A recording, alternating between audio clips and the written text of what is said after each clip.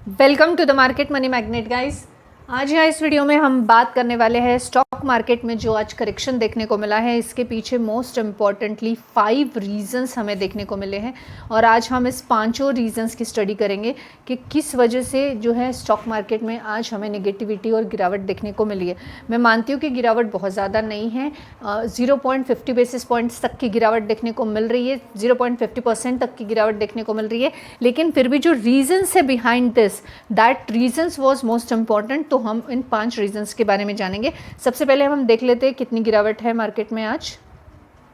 सबसे पहले तो आप यहाँ पे देख सकते हैं निफ्टी 50 जो है, निफ्टी 50 में आज करीबन 0.63% की यानी 156 पॉइंट की गिरावट देखने को मिली है। वहीं पे अगर हम सेंसेक्स की बात कर ले तो सेंसेक्स में भी 0.73% यानी 592 पॉइंट्स की गिरावट देखने को मिली। वहीं पे बैंक निफ्टी की अगर हम बात कर ले तो बैंक निफ्टी में भी 0.79% यानी 444 पॉइंट्स की गिरावट देखने को मिली है। इन सारे गिरावट के पीछे जो है 5 मोस्ट इंपॉर्टेंट रीजन से हमें वो डेफिनेटली देखना है, क्योंकि उससे हमें पता चलेगा कि मार्केट की रिकवरी कब तक होने की पॉसिबिलिटी बन रही है। मार्केट के इस गिरावट के पीछे के 5 रीजंस में से जो सबसे पहला रीजन रहा है वो रहा है कोटक महिंद्रा बैंक का Q1 का रिजल्ट। अब जो स्टैंड अलोन बैलेंस शीट में नेट प्रॉफिट था वो नियरली 7% ईयर ऑन ईयर हमें गिरता हुआ देखने को मिला।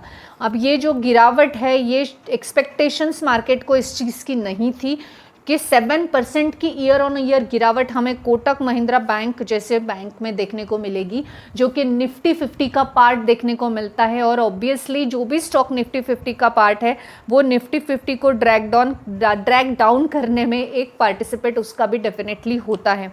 कोटक महिंद्रा का स्टॉक खुद ही अपने आप में मोर देन 7% की गिरावट में आज देखने को मिला, क्योंकि उसके Q1 2026 के रिजल्ट जो है ये मार्केट की एक्सपेक्टेशन को कंपेल नहीं कर पाए।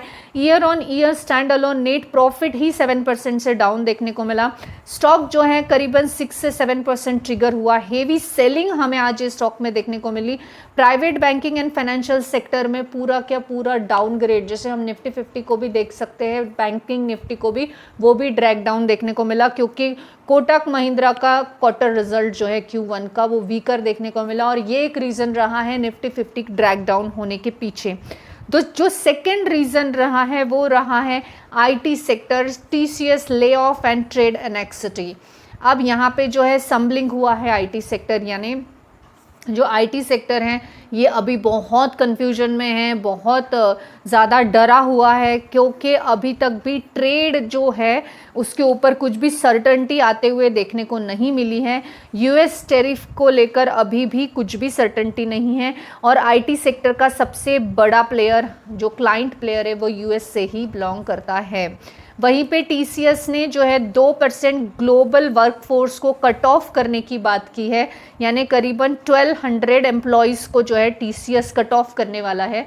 अब टीसीएस अगर 2% ग्लोबल वर्कफोर्स को कम करेगा तो ऑब्वियस है हमें बाकी आईटी सेक्टर्स में भी एम्प्लॉयज़ कट ऑफ होते हुए देखने को मिलेंगे और इसका कंसर्न जो है इन्वेस्टर्स को डेफिनेटली है, क्योंकि आईटी सेक्टर स्लोअर डाउन होगा यानी डेफिनेटली आईटी के स्टॉक स्लोअर डाउन होंगे और आईटी जो है आईटी के जो मेजर प्लेयर है जैसे इंफोसिस, विप्रो, ये इनमें भी हमें 3% 4% तक की गिरावट देखने को इजीली मिलेगी और मिल रही है। Even though Nifty IT index में भी डाउन हमें 1.6% देखने को मिला। जैसे हमने पहले भी देखा है कि अगर कुछ भी टीसीएस के साथ होता है या टीसीएस करता है तो उसका डायरेक्ट इम्पैक्ट हमें अलग बाकी आईटी स्टॉक्स पर भी देखने को मिलता है। तो पूरा आईटी सेक्टर पे इस चीज़ का इम्पैक्ट देखने को मिलता है और आईटी सेक्टर अगर नेगेटिव में होगा तो ऑब्वियस से निफ्टी 50 भी नेगेटिव में जाएगा, क्योंकि ये जो दिग्गज स्टॉक है जैसे टीसीएस हो गया, इंफोसिस हो गया, विप्रो हो गया, ये निफ्टी 50 का पार्ट देखने को हमें मिलते हैं। इसके साथ साथ जो एक यूएस टैरिफ की जो एक डेडलाइन थी 1 अगस्त की, वो भी हमें ख़त्म होते हुए देखने को मिल रही है और अभी तक भी कुछ भी सर्टेनिटी आते हुए देखने को नहीं मिली है।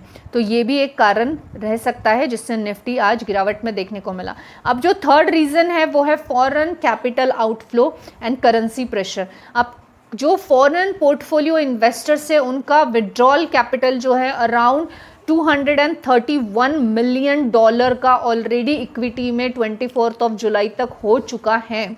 अब ये होने के बाद ब्रॉडर जो सेलिंग है, बॉन्ड सेलिंग्स भी हो रही है, ब्रॉडर साइड पर सेलिंग हो रही है।